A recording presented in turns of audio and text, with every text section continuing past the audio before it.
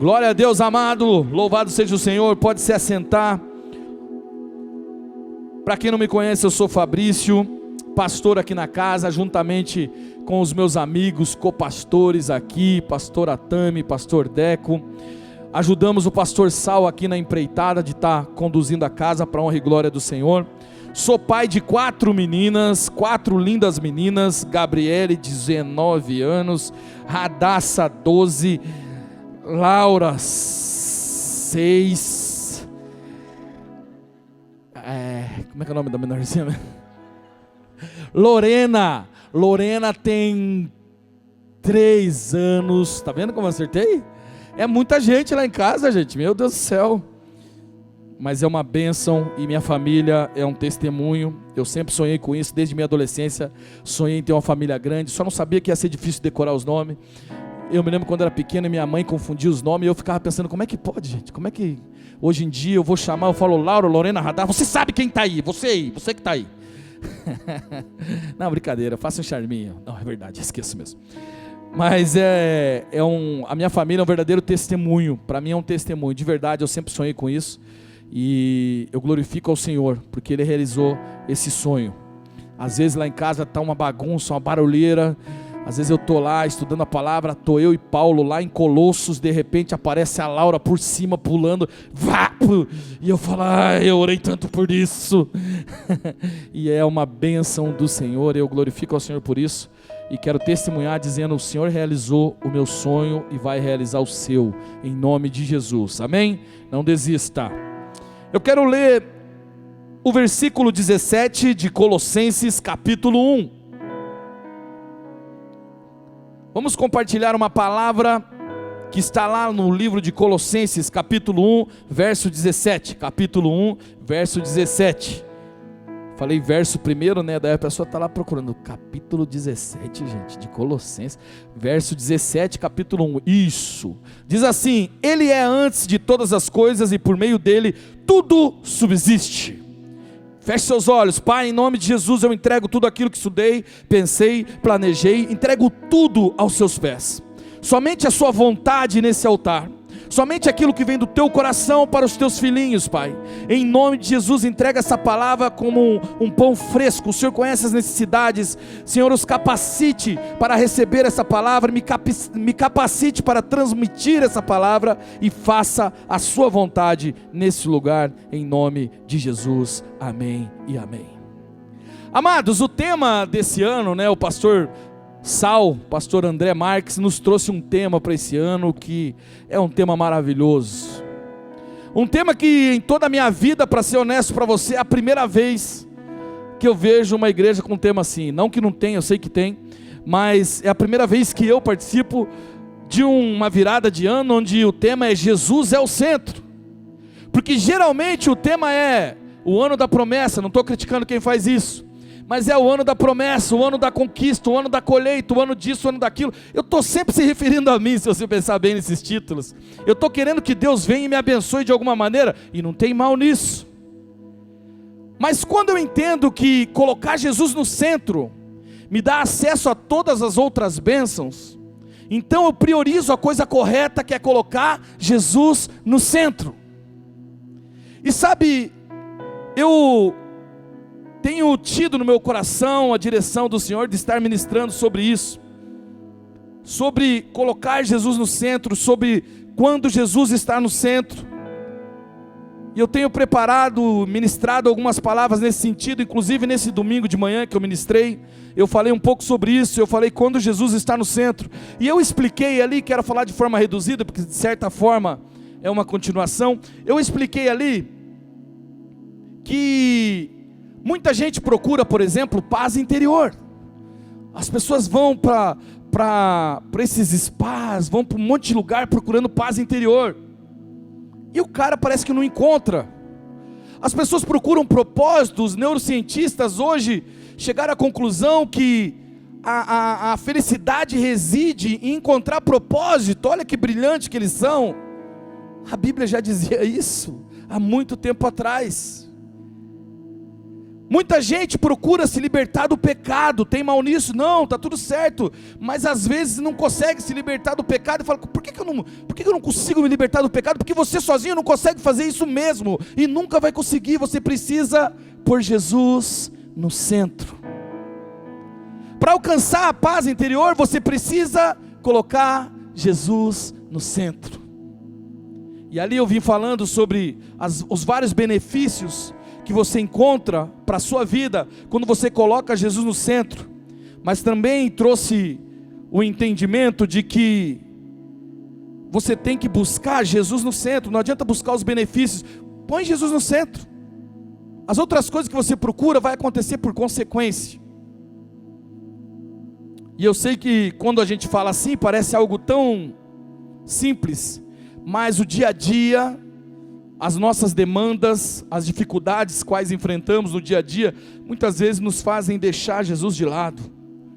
E Jesus é o centro quando eu estou aqui, no culto de quarta-feira, ou quarta-feira, como falamos.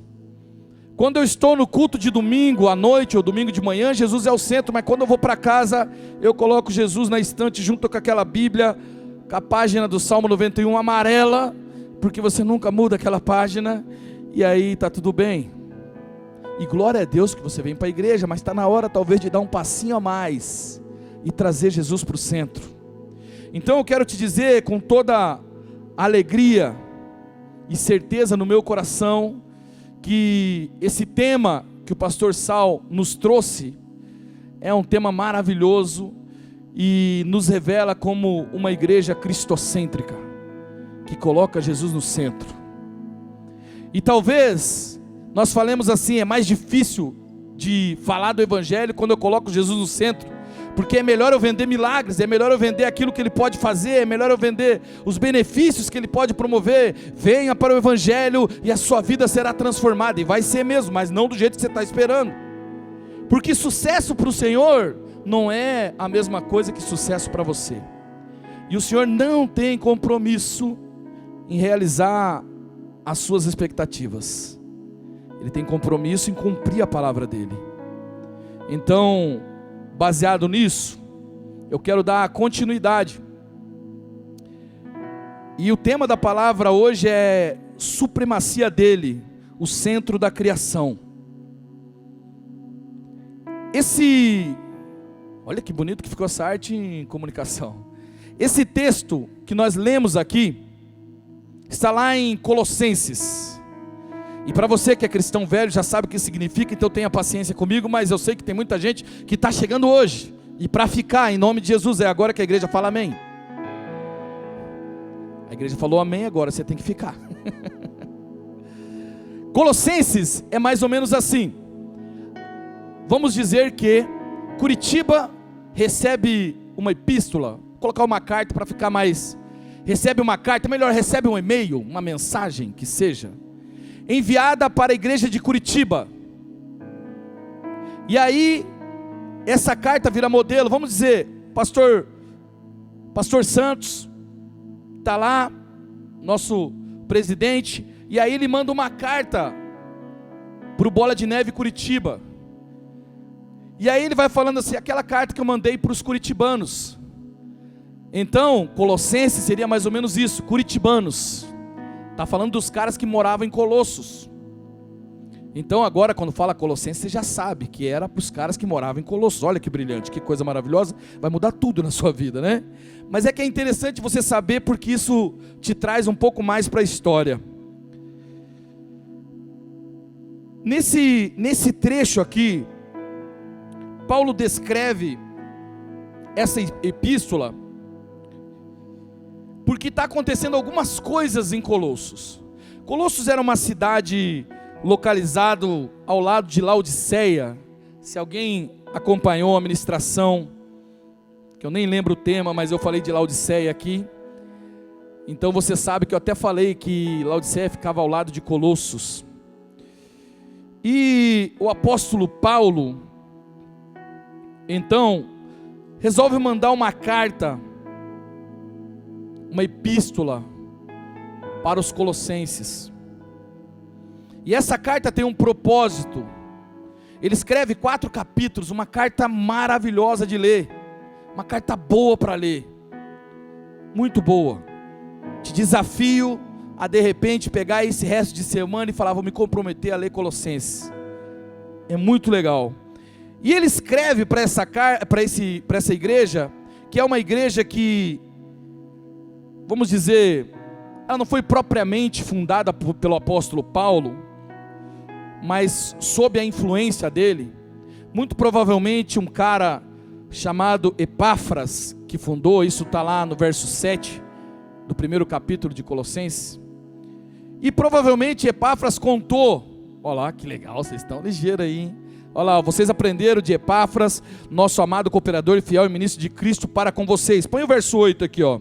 E o verso 8 diz assim, que também nos falou do amor que vocês têm no Espírito. Então a gente entende que Epáfras passava uma espécie de relatório para Paulo. E Paulo, analisando a situação de Colossos, decide que precisa enviar uma carta lá, porque essa igreja, ela tinha muitos judeus e gentios. Pessoas que eram judias e agora se converteram ao cristianismo, pessoas que eram gentis e se converteram ao cristianismo. E começou a surgir algumas dificuldades nessa igreja. Algumas pessoas vieram com algumas filosofias, com umas coisas que começaram a tirar a centralidade de Cristo. Algumas filosofias, alguns pensamentos, algumas coisas que começaram a tirar a centralidade de Cristo, e Paulo observa isso e fala, cara, precisamos fazer alguma coisa, preciso mandar um alerta para esses caras, para Colossos. E aí, o apóstolo Paulo resolve então mandar essa carta. E no primeiro capítulo, seria muito legal se desse para fazer uma exposição de todo o livro, mas por conta do tempo fica difícil, então eu vou pegar um pequeno trecho aqui. Capítulo 1, a gente vai ler do 13, primeiro vamos ler o 13 e o 14 aqui. Ele faz uma saudação, começa falando com os caras ali e tal, pô, a gente sabe do amor de vocês, isso, aquilo, e aí ele vai para esse trecho, pode colocar lá. Diz assim, pois ele nos resgatou, está falando de Jesus, do domínio das trevas e nos transportou para o reino do seu Filho amado. 14, nele temos a redenção, o perdão dos pecados. Lembre-se, o objetivo de Paulo é trazer Jesus para o centro, porque de alguma maneira na igreja de Colossos eles estão deixando Jesus um pouquinho de lado. Eles começam a discutir práticas, começam a pensar em algumas coisas, algumas filosofias estão entrando no meio da igreja, e Paulo tem a função de trazer Jesus para o centro, de enaltecer o nome de Jesus, de colocar Jesus em evidência. E então ele fala, nesses 2 versículos, ele começa a narrar um pouquinho quem é Jesus. E aí ele diz, ele nos libertou do império das trevas e nos transportou para o reino do Filho do seu amor. Se você ainda não conheceu Jesus de fato, se você ainda não teve um encontro real com Jesus, eu lamento te informar, mas sabendo ou não, você acaba estando no império das trevas. Essa palavra revela que há 2 impérios, né? O império do Senhor e o império das trevas, o império da luz e o império das trevas. A melhor coisa que Satanás pode fazer é fazer você não perceber que você está no império das trevas, porque se você não perceber, você não vai se mover, você não vai fazer algo para sair disso.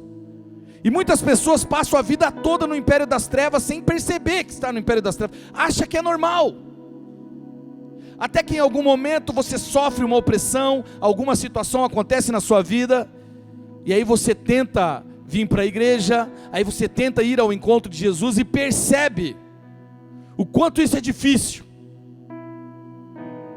E é nesse momento que Deus começa a operar na sua vida, onde Ele começa o transporte, tirando você do império das trevas, para levar para o império dele. É isso que Jesus faz, é isso que Jesus fez na minha, na vida de tantos irmãos aqui, e é isso que Ele vai fazer na sua, se você ainda não teve um encontro com Jesus. Quando você tiver um encontro com Jesus, Ele vai pegar você do império das trevas, e trevas é um lugar que você não vê, você não tem visão, você não consegue enxergar o futuro, você é escravo, você não pode viver nesse lugar, você não consegue.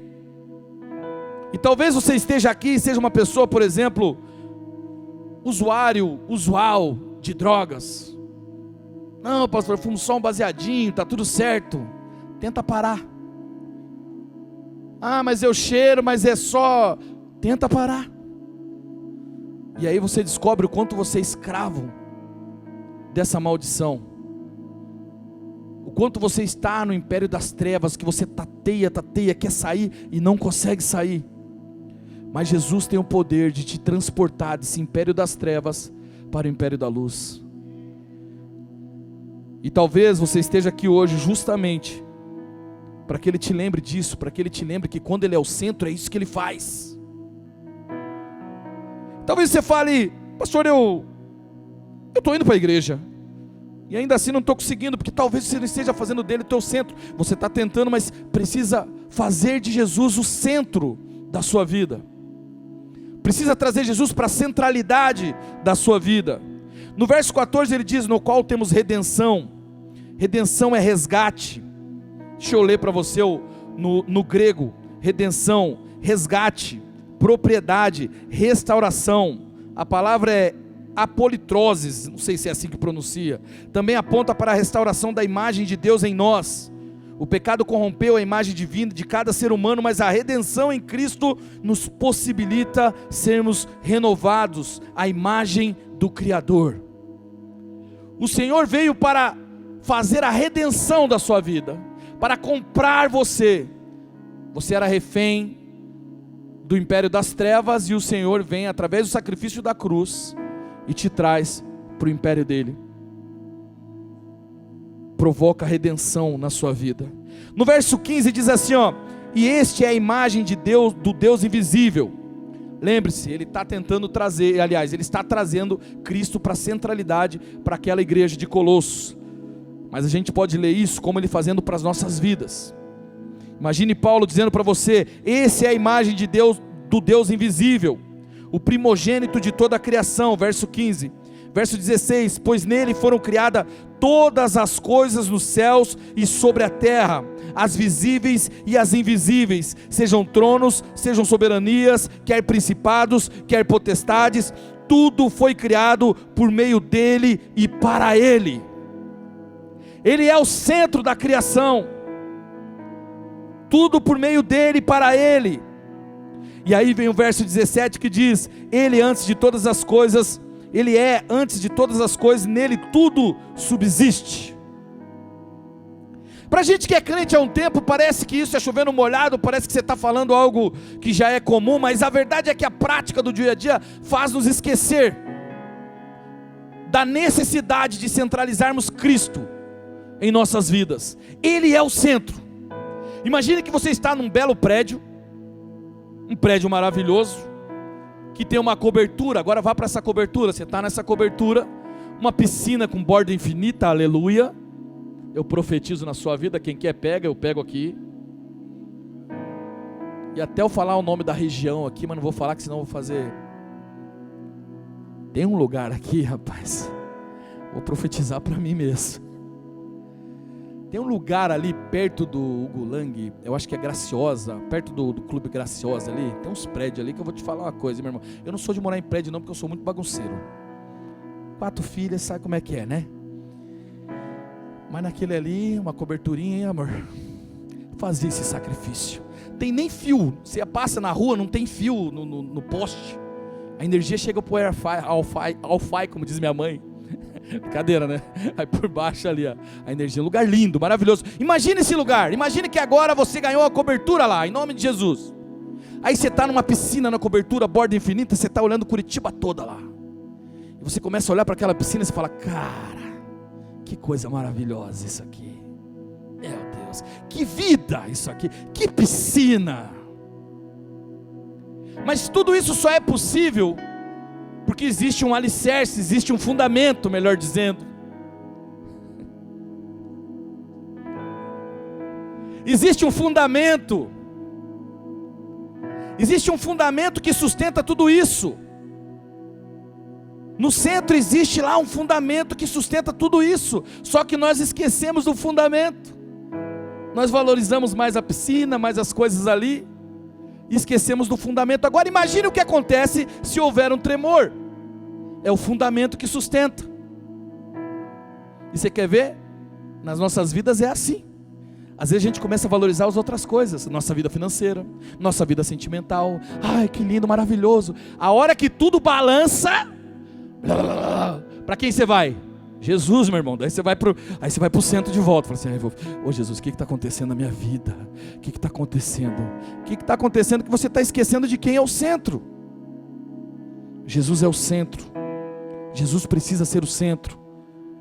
Esse versículo 17 diz isso. Põe lá o 17 para mim de novo. Ele é antes de todas as coisas. Imagine o fundamento desse prédio. Foi antes de todas as coisas.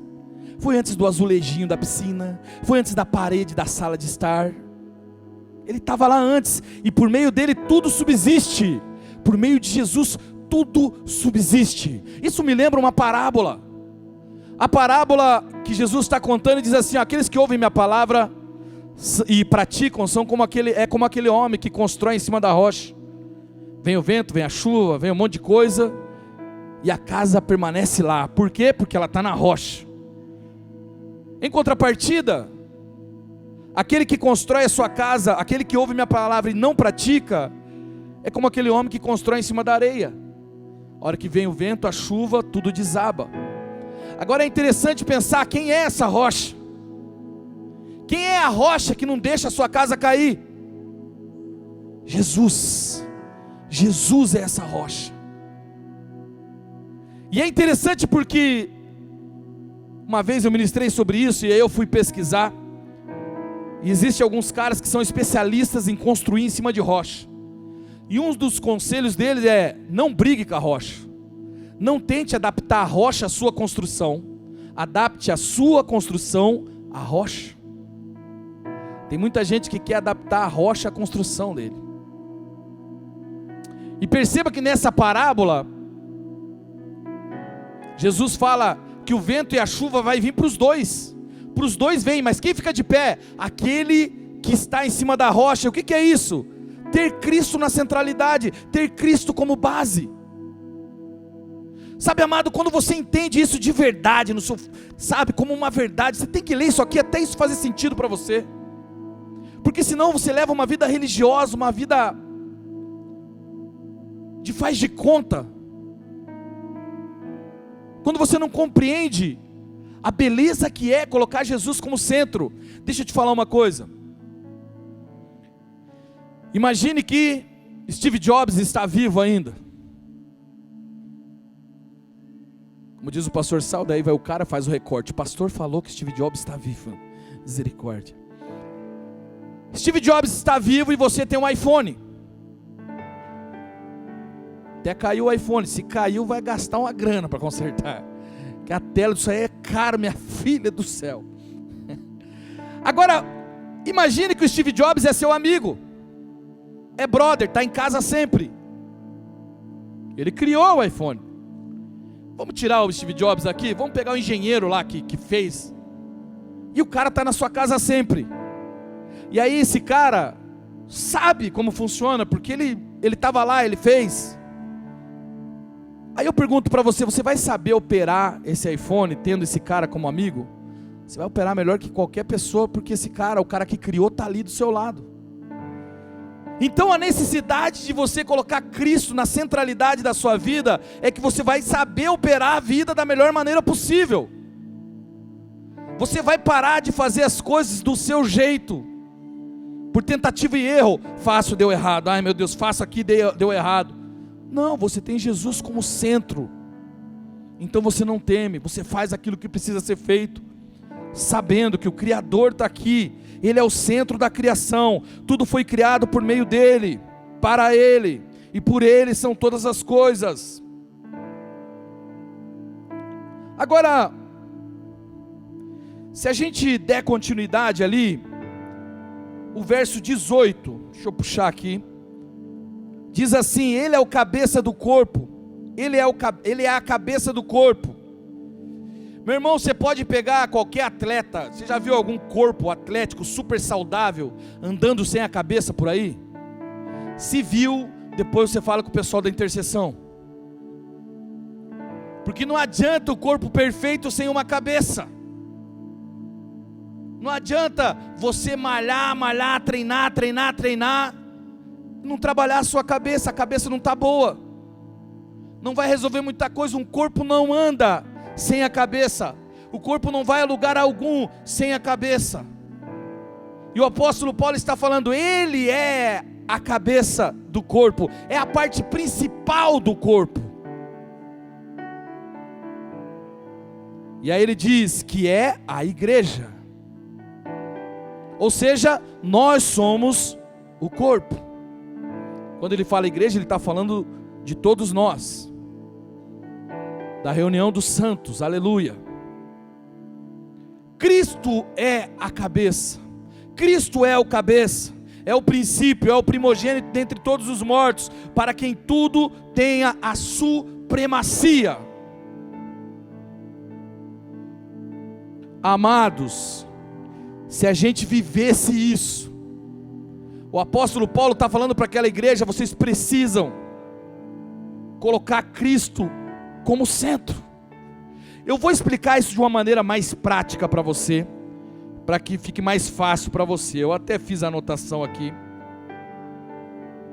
Aliás, deixa eu só terminar aqui, ó, verso 19 diz assim, ó, verso 19: porque foi do agrado de Deus que nele habitasse toda a plenitude. Falando de Jesus, novamente, Jesus, Jesus, Jesus e Jesus. O evangelho não é sobre você, o evangelho é sobre Jesus.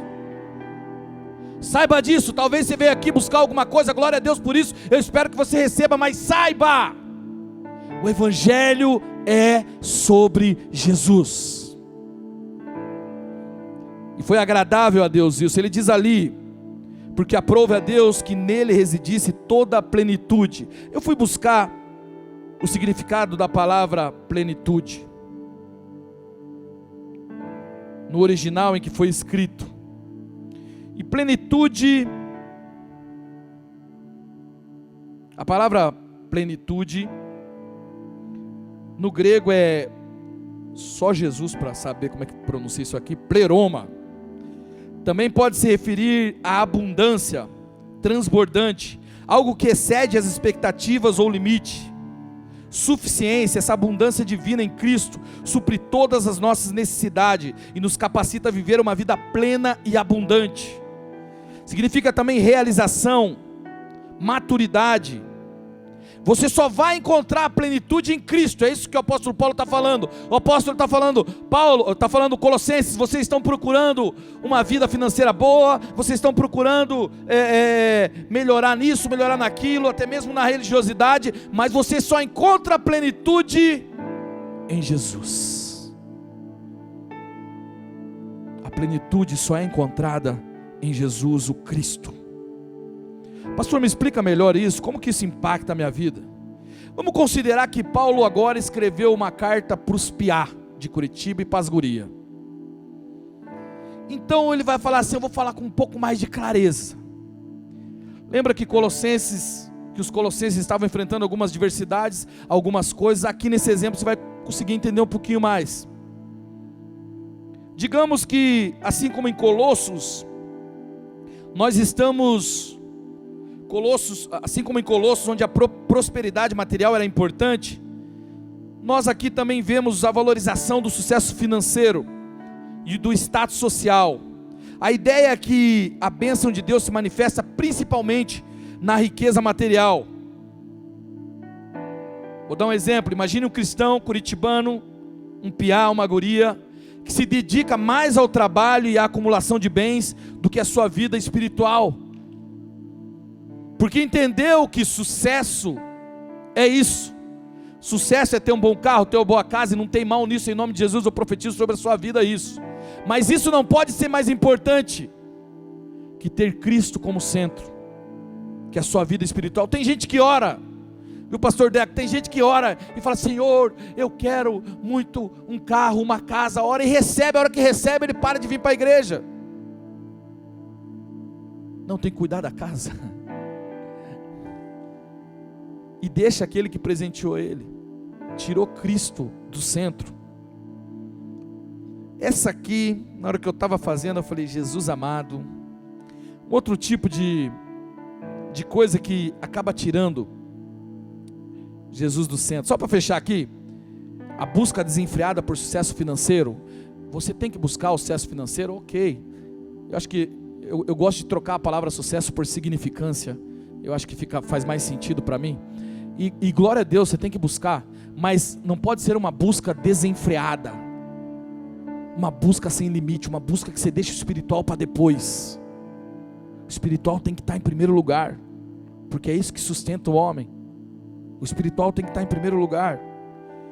Esses dias eu vi uma definição muito legal que dizia assim, eu vi em algum lugar, acho que no Instagram, que dizia assim que sucesso é ter o nome escrito no livro da vida. Sucesso é ter o nome escrito no livro da vida, aleluia, que bênção. Um outro fator, e esse fator é um pouquinho mais, até complicadinho de falar, mas eu vou falar. Em Colossos havia influência de filosofias, misticismos. Na nossa cidade, por exemplo, a gente vê uma crescente popularidade de práticas que querem substituir desbaratinadamente a centralidade de Jesus. Essas práticas muitas vezes se misturam com o cristianismo, criando uma espécie de sincretismo religioso, que pode desviar a pessoa da verdadeira fé em Cristo. O que está querendo dizer, pastor? Vou dizer no exemplo e você vai entender. Um cristão, não dessa igreja, que se interessa e consulta horóscopos para tomar decisões. A galera que é crente mais velha já sabe que isso aí é um perigo, mas a galera que está chegando às vezes não sabe que isso é perigoso. Amado, deixa eu te falar, a gente fala para todo tipo de público aqui, presta atenção. Se você serve a Jesus, o Senhor está falando para você assim, ó, me coloca no centro. Não é o seu horóscopo que tem que definir o que você vai fazer, o que você não vai fazer. Me coloca no centro.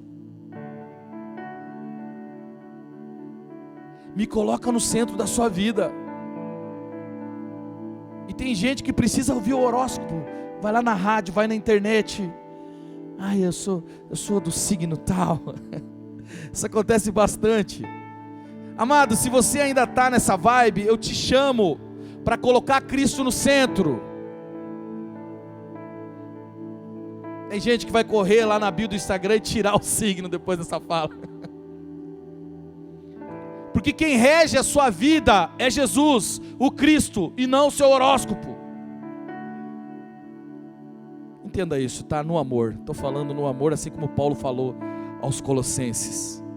Mas esse horóscopo ele não tem o poder de direcionar a sua vida. E a prática disso vai fazer a sua fé esfriar. Esse é o problema, que você vai começar a olhar para isso, vai deixar de olhar para Jesus. E deixar de olhar para Jesus é um atraso para a sua vida. Então por isso que Jesus às vezes, por isso que o Paulo está aqui nos advertindo, falou, cara, vamos parar de fazer esse tipo de coisa. Eu coloquei horóscopo aqui porque é nos dias de hoje, né? Na época era todo aquele misticismo. Tem mais coisas que eu não vou nem falar aqui, que pode dar até processo. Mas Jesus é o centro. Para de fazer essas coisas. Essas coisas aí que você sabe que eu não posso falar aqui. Aí vou fazer uma simpatia. Ah, irmão, você é crente? Não pode esse negócio de simpatia. Esse negócio do outro lado.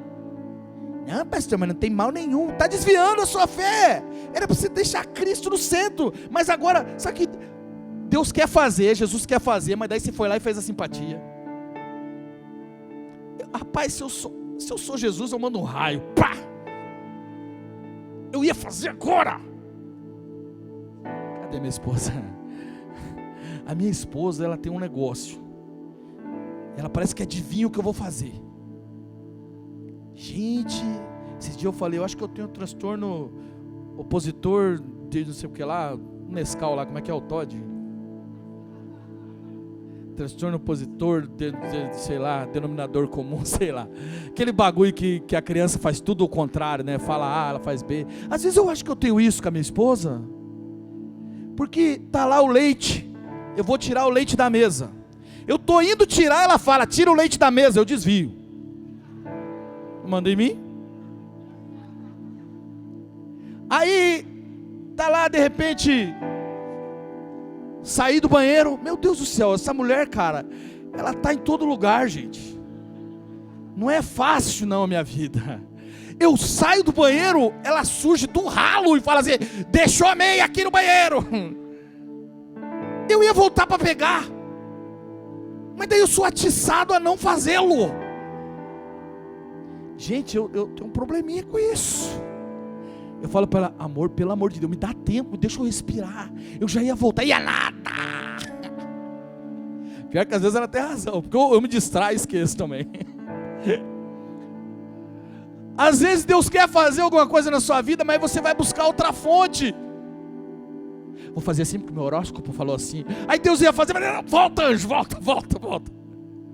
Não, eu fiz uma simpatia, agora vai funcionar. Eu fiz um negócio, levei uns negócios para...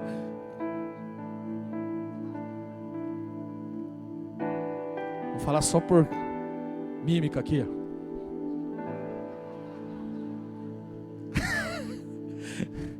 Vai dar ruim, cara. Você tá mexendo com outra coisa. Você tirou Cristo do centro. Não, mas eu vou na igreja. Ah, velho, eu vou na igreja. Mas tá mexendo com os negócios aí, levando essas coisas. Vou parar.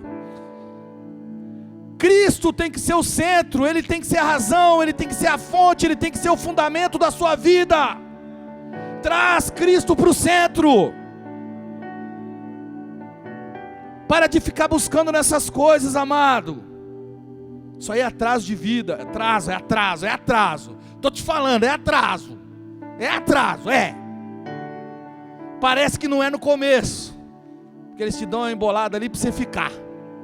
Aí você fica e depois já sabe. Em nome de Jesus, isso acabou na sua vida hoje. Em nome de Jesus. Não vai ter nem horóscopo, não vai ter nada. Só Jesus. Você quer ver uma outra coisa?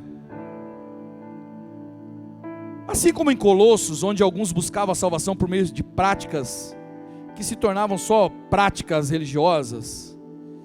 Tem uma outra palavra que é mais chique aqui, mas vou colocar práticas religiosas.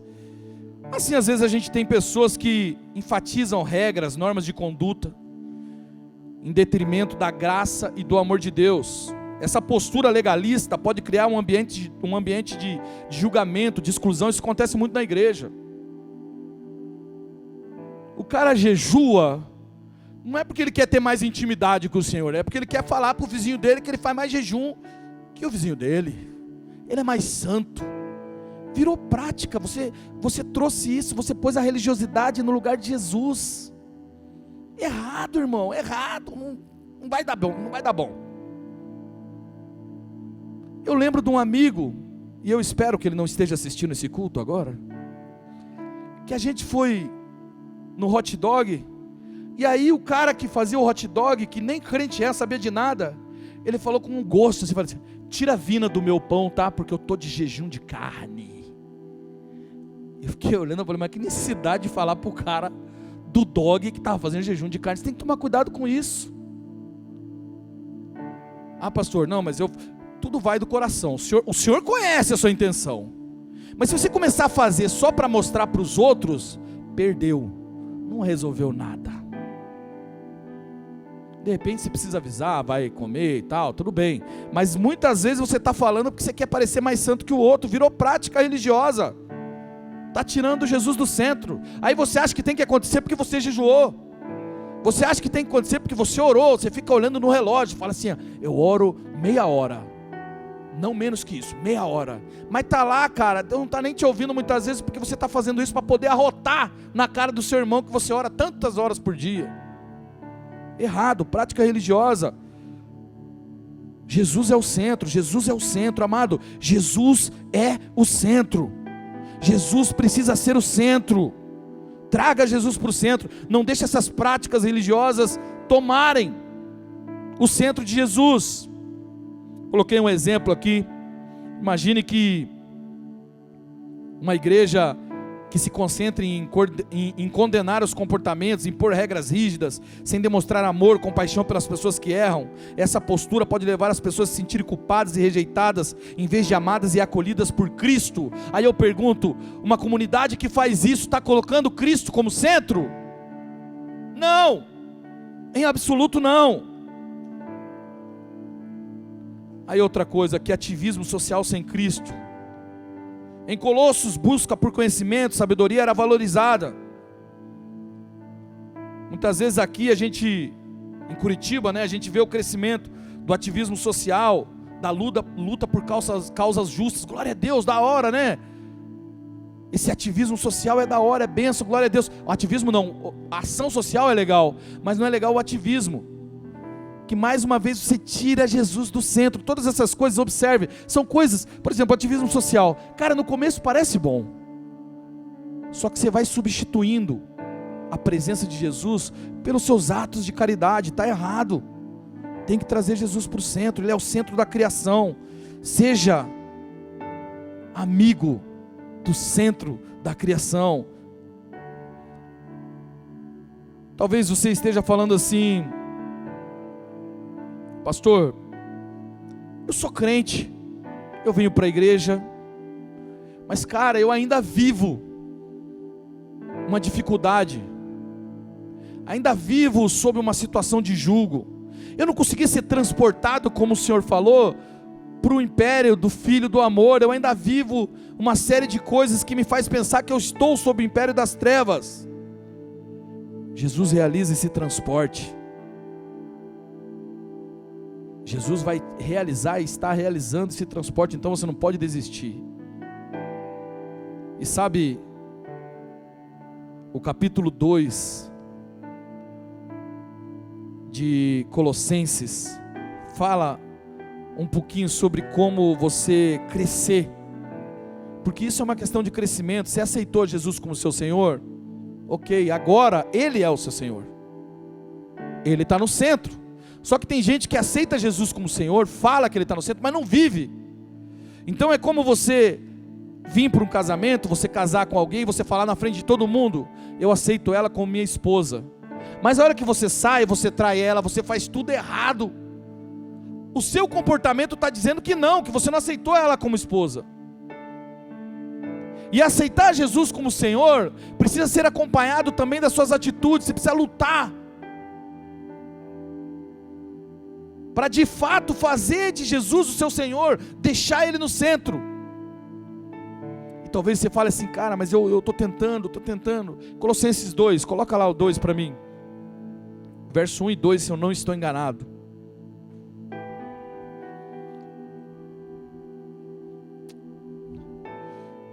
Acho que eu errei aqui, deixa eu ver. Tem um versículo que, acho que é 6, acho que eu estou,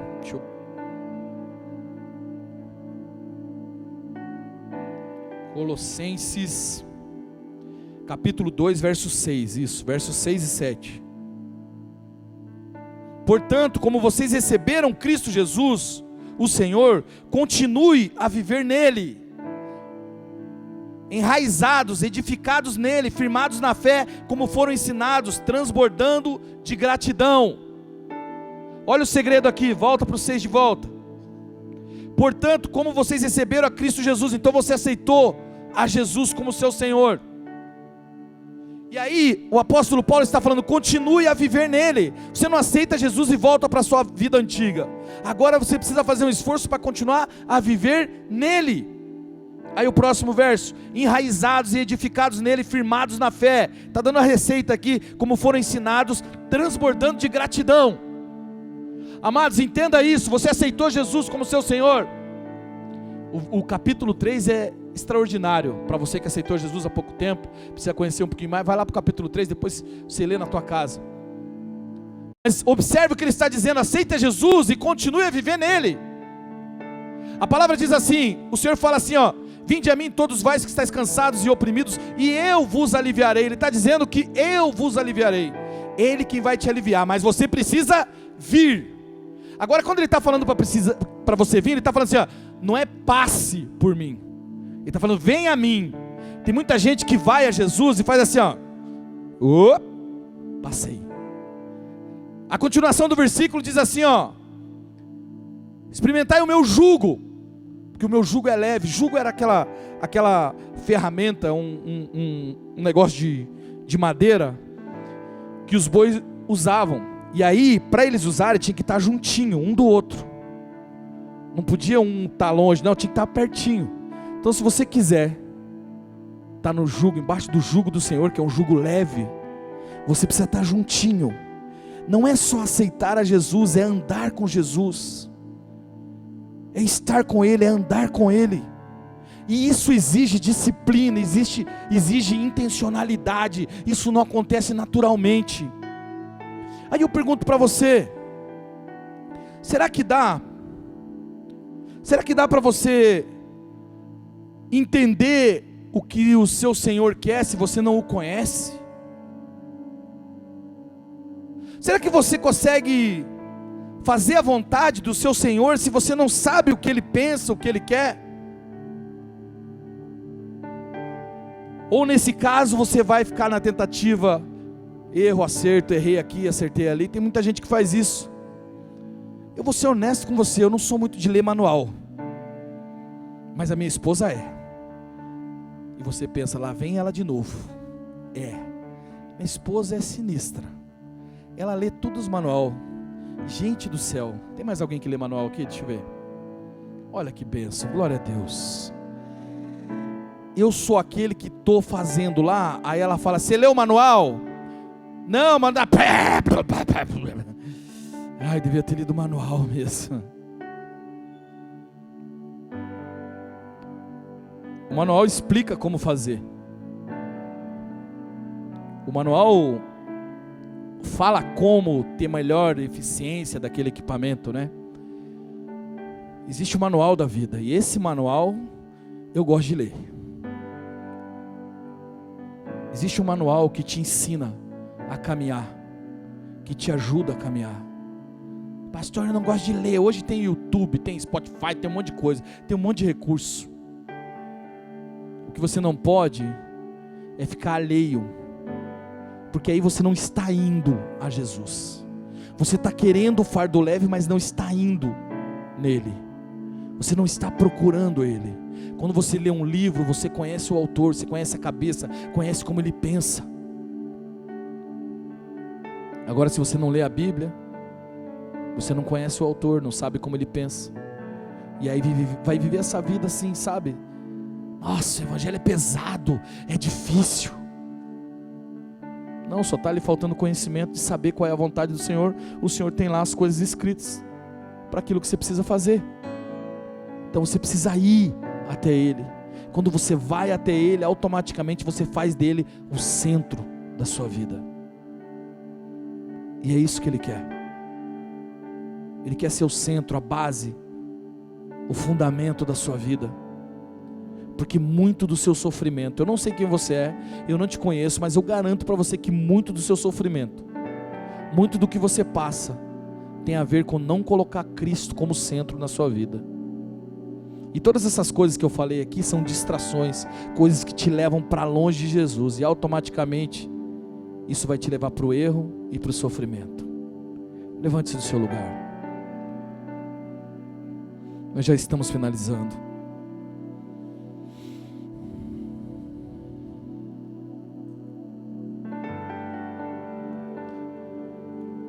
O capítulo 3 de Colossenses é um tapa na cara, uma voadora no peito, mas extremamente necessário,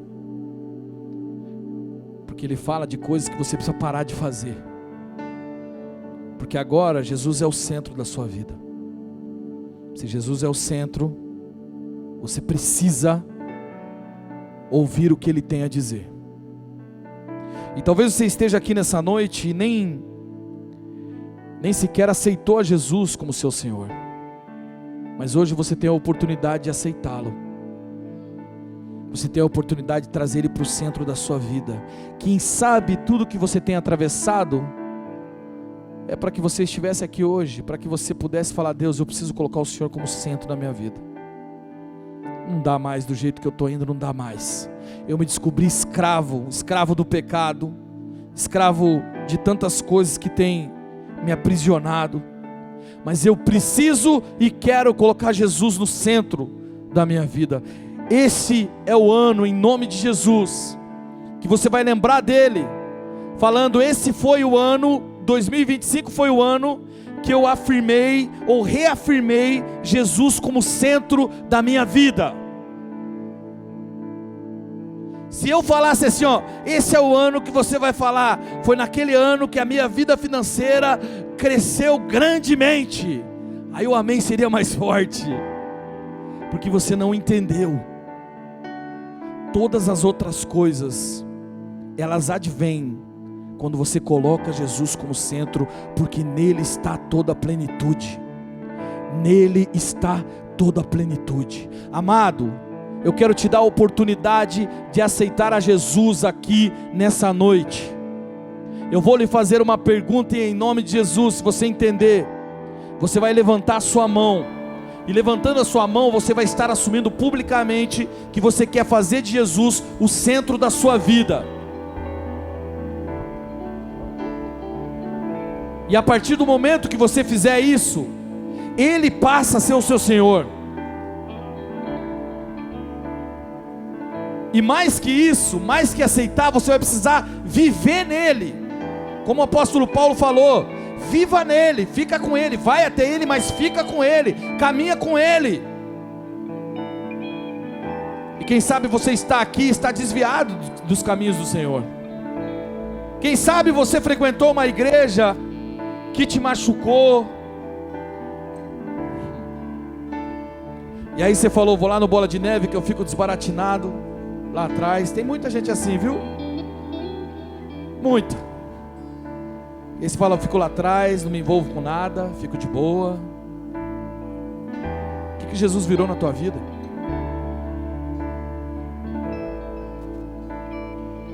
Está mais de lado assim? Meu irmão, Ele quer participar da sua vida de maneira central. E hoje você pode mudar essa história, levantando a sua mão e dizendo assim: eu aceito a Jesus como meu Senhor. Então me permita fazer essa pergunta: tem alguém aqui nessa noite que tem peito suficiente para falar assim: eu quero fazer de Jesus o meu Senhor? A única pessoa que pode te dar acesso à eternidade, a única pessoa que pode dar plenitude é Jesus. Então eu quero te perguntar: existe alguém aqui em nosso meio que quer aceitar esse Jesus? Levante sua mão bem alto. Levante sua mão bem alto para que eu possa te ver. Glória a Deus, glória a Deus. Essa é a melhor decisão que você podia tomar. Glória a Deus, glória a Deus. Aleluia. Olha quantas pessoas. Louvado seja o Senhor. Aleluia, louvado seja o Senhor. Louvado seja o Senhor. Muitas pessoas aceitando a Jesus nessa noite.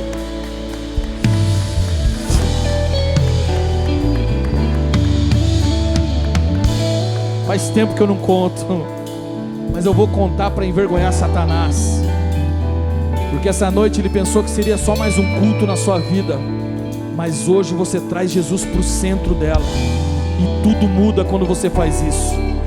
Então levante a sua mão bem alto, deixa eu ver aqui, levante sua mão bem alto. Eu estou vendo 1, 2, 3, 4, 5, 6, 7, 8, 9, 10, 11, 12, 13, 14, 15, 16, 17, 18, 19, 20, 21, 22, 23, 24, 25, 26, 27, 28, 29, 30, 31, 32, 33, 34, 35, 36, 37, 37,